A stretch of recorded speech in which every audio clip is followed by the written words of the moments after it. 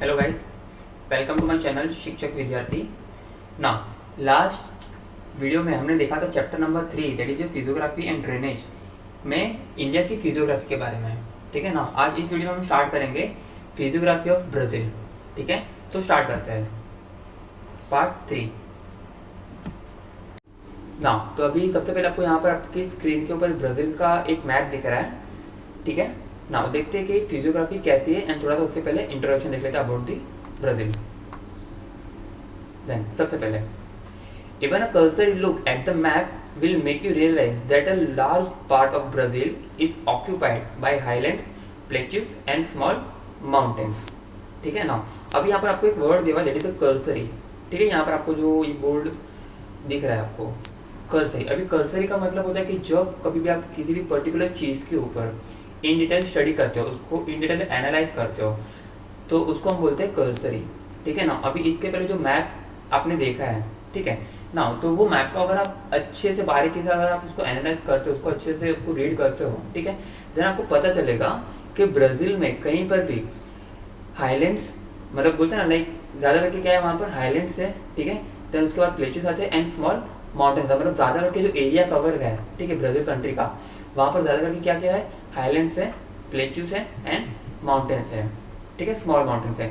अभी mountains and plateaus के बीच में क्या डिफरेंस होता है, ये मैंने आपको लास्ट टाइम बताया था। ठीक है, कि प्लेट्यूस का जो अपर सरफेस होता है, ठीक है, जो उसका टॉप होता है, ठीक है, वो एक तरीके से फ्लैट होता है।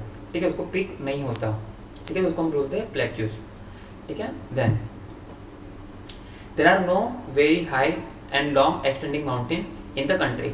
ठीक है ना, अभी यहाँ पर मैंने आपको बोला जैसे कि ब्राजील का जो ज्यादा करके पार्ट है वहां पर प्लेट्यूस एंड स्मॉल माउंटेन ज्यादा है, बट जितने भी माउंटेन्स है वो एक तो हाइटेड नहीं है, देन सेकंड थिंग वो ज्यादा एक्सटेंडेड नहीं है। ठीक है, अभी जैसे कि इंडिया में अगर बात करो तो अरावली का जो माउंटेन रेंजेस है जो राजस्थान से लेकर दिल्ली तक एक्सटेंडेड है। ठीक है, जिसका टोटल लेंथ अगर आप देखेंगे तो 692 किलोमीटर का होता है। ठीक है, तो उतने लंबे लंबे माउंटेन्स यहाँ पर ब्राजील में नहीं है, हाइटेड भी नहीं है एंड उतने एक्सटेंडेड भी नहीं है। ठीक है, then except from the North Amazon basin and the southwest along the upper part of a Paraguay basin, there are no wide plain in the country। ठीक है, अभी यहाँ पर माउंटेन्स है ज्यादा, हाइटेड नहीं है, देन उसके साथ साथ यहाँ पर बहुत सारे, जैसे कि इंडिया में था नॉर्थ इंडियन प्लेन। ठीक है, तो वैसे यहाँ पर भी प्लेन्स है, बेसिन्स है यहाँ पर भी। ठीक है, लेकिन ज्यादा भी वही एक्सटेंडेड नहीं है। ठीक है, उनकी जो एक्सटेंशन है वो बहुत ही छोटा है। ठीक है, मेजोरिटी यहाँ पर जो ब्राजील में जो सबसे मेन जो बेसिन है यहाँ पर वो है Amazon basin and second thing is Paraguay basin. ठीक है, उनके लोकेशंस कहाँ पर है, वो कहाँ पर, उनकी कैरेक्टरिस्टिक्स क्या है, वो हम आगे देखते हैं। ठीक है, then even the coastal plain are restricted in their expanses. ठीक है, अभी यहाँ पर कोस्टल प्लेन भी है बट वो कहते हैं कि रेस्ट्रिक्टेड। अभी जैसे कि इंडिया में हमने देखा था जो कोस्टल प्लेन था उसका जो टोटल लेंथ था इट्स अबाउट द 7500 किलोमीटर। ठीक है ना, यहाँ पर भी कोस्टल प्लेन है, यहाँ पर भी एक तरीके से आप बोल सकते हैं कि समुद्री किनारा है। ठीक है, बट उसका जो लिमिटेशन है वो बहुत ही ज्यादा रिस्ट्रिक्टेड है। ठीक है, मतलब ज्यादा उसका मतलब फैला हुआ नहीं है, उसका एक्सपेंशन इतना ज्यादा नहीं है। ठीक है ना, देखते हैं कौन सी फिजियोग्राफी है ब्राजील की वन बाय वन। ठीक है ना, फिजियोग्राफी डिवीजन जो सबसे पहले आता है दैट इज द हाईलैंड। ठीक है, देन उसके बाद द ग्रेट एस्कार्पमेंट। ठीक है, देन उसके बाद the coastal region, then the plains and the island groups. ठीक है, जैसे इंडिया की फिजियोग्राफी 5 पार्ट में डिवाइडेड की गई थी, वैसे ही ब्राजील की भी जो फिजियोग्राफी है, ठीक है, वो भी 5 पार्ट में डिवाइडेड है।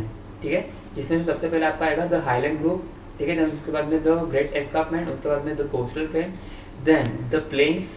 ठीक है, and the last one is your the island groups. ठीक है, तो ये मेजोरिटी 5 फिजियोग्राफी है जो ब्राजील में डिवाइड की गई है। ठीक है ना, देखते हैं वन बाय वन सारे के सारे। तो ना स्टार्ट करते आगे। जो सबसे फर्स्ट फिजियोग्राफी है यहाँ पर ब्राजील का दैट इज द हाईलैंड। ठीक है ना, the southern Brazil is occupied by an extensive plateaus. ठीक है ना, प्लेट्यूस का मैंने आपको मीनिंग बताया। ठीक है ना, यहाँ पर जो प्लेट्यूस है वो कहते हैं एक्सटेंसिव। एक्सटेंसिव मतलब कि उनका जो एक्सटेंशन है थोड़ा सा ज्यादा होगा। ठीक है, जो लॉन्ग होगा उनका एक्सटेंशन। ठीक है, इसका मतलब जो सदर्न पार्ट है ब्राजील का, सदर्न मतलब नीचे वाला हिस्सा। ठीक है, तो वहां पर क्या है, एक्सटेंसिव प्लेट्यूस है।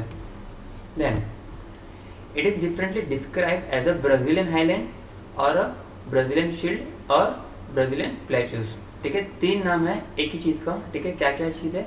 Brazilian highlands, Brazilian shield and Brazilian plateaus. ठीक है, तीनों का मतलब एक ही होता है। ठीक है, then Guyana highland together form the core of South American continent.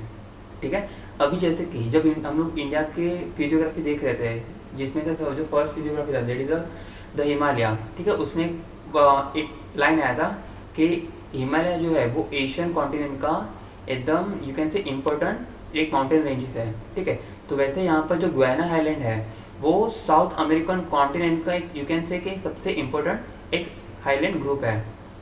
ठीक है, मतलब एक तरीके से यू कैन से एक इम्पोर्टेंट रोल प्ले करता है साउथ अमेरिकन कॉन्टिनेंट में। देन यहाँ पर ये आपको दिख रहा है यहाँ पर गुयाना हाईलैंड। ठीक है, जो नॉर्थ पार्ट में है। ठीक है, then the main part of Guyana highland is in the Venezuela and it extend up to the French Guiana. ठीक है, जैसे कि अगर आप वापस यहाँ पर इमेज देखेंगे तो आप यहाँ पर एग्जैक्टली देख सकते हैं यहाँ पर कि यहाँ पर ये जो पूरा ये ब्राजील है एंड यहाँ पर ऊपर जो उसकी नेबरिंग कंट्री है दैट इज वेनेजुएला। ठीक है, यहाँ से मतलब गुयाना आइलैंड स्टार्ट होता है, बाद में उसका थोड़ा सा हिस्सा आता है यहाँ पर ब्राजील के अंदर and it is extended up to the French Guiana, मतलब यहाँ तक। ठीक है, इसका टोटल ये एक्सटेंशन है। Then in Brazil it covers the state of Roraima, Para and Amapa. ठीक है, ये आपको ऑब्जेक्टिव के अंदर आ सकता है कि गुयाना आइलैंड जो है वो ब्राजील में कौन से स्टेट कवर करता है। तो आपको यहाँ पर ये याद रखना आपको कि कौन से स्टेट कवर करता है। ब्राजील में 3 स्टेट कवर करता है that is your रोरामिया, Para and Amapa. ठीक है, then highest peak of Brazil is your Pico da Neblina. ठीक है, जिसका जो हाइट है ठीक है वो है 3014 kilometre, lies on the border between Brazil and Venezuela. ठीक है, वापस हम मैप देखेंगे एक बार तो ये आपका गुयाना आइलैंड यानी वेनेजुएला, इसके यहाँ पर ये जो बॉर्डर यहाँ पर आपको ये देख सकते हैं पिको द नेबलिना। ठीक है, इसका जो टोटल लेंथ है वो है 3014 मीटर। ठीक है, जो ब्राजील का हाईएस्ट पीक है।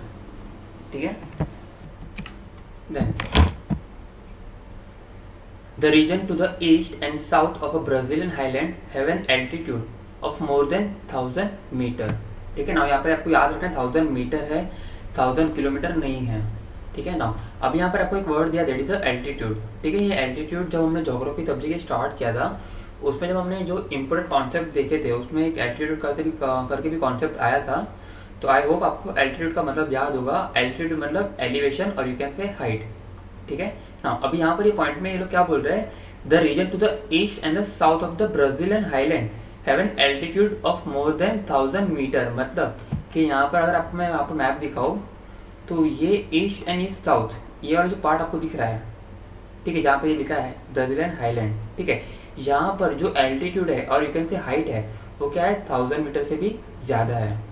ठीक है, देन उसके बाद in the other part the altitude is between 500 to 1000 metre.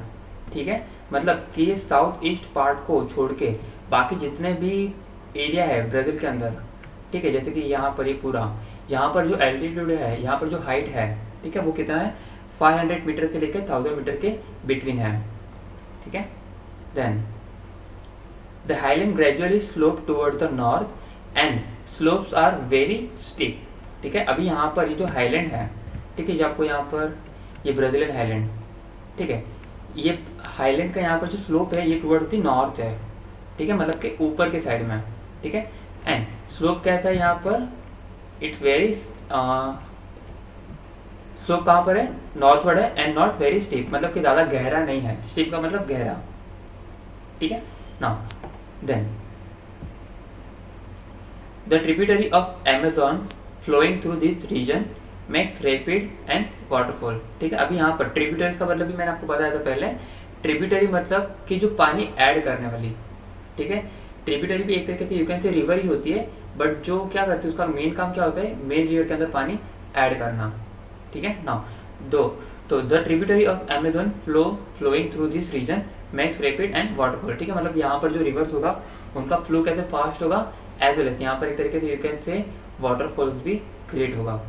ठीक है, then towards the north slope are steep but not abrupt. Abrupt का मतलब यू कैन से, जब कभी भी बोलते हैं ना हम, जब फ्लो में जब एक तरीके से अनएक्सपेक्टेडली टर्न आता है, ठीक है, या फिर यू कैन से एक तरीके से खाई जैसा आता है, ठीक है, तो यहाँ पर ऐसा खाई वगैरह कुछ नहीं है, ठीक है, मतलब कि रिवर जो भी होगी वो स्मूथली एक तरीके से फ्लो कर सकेगी, ठीक है। Then a number of river take off from the terminal portion of the highland and flow towards the mid Atlantic ocean. Now terminal मतलब you can say end portion, ठीक है ना, तो एंड पोर्शन से वहां पर नंबर ऑफ रिवर स्टार्ट होती है, ठीक है, एंड नॉर्थवर्ड फ्लो की वजह से वो अल्टीमेटली जाके अटलांटिक ओशन में मिलती है, ठीक है। देन